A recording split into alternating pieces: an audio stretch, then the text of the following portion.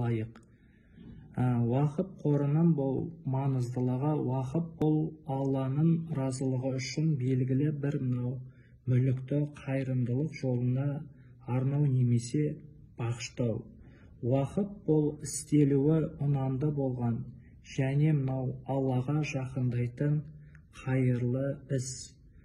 Аллах тағала Құранда: «Ей иман келтіргендер, маңдай терлерімен тапқан малдарында және біздің сендер үшін жерден шығарғандарымызды Алла жолында сарп етіңдер» делінген. Бақара 267 аят деп ескерткен.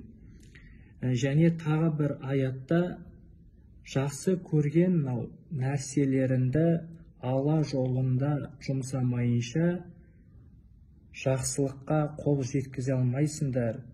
Не жұмсасаңдар да Алла оны сөзсіз біледі деген. Али Имран сүресі 92 аят.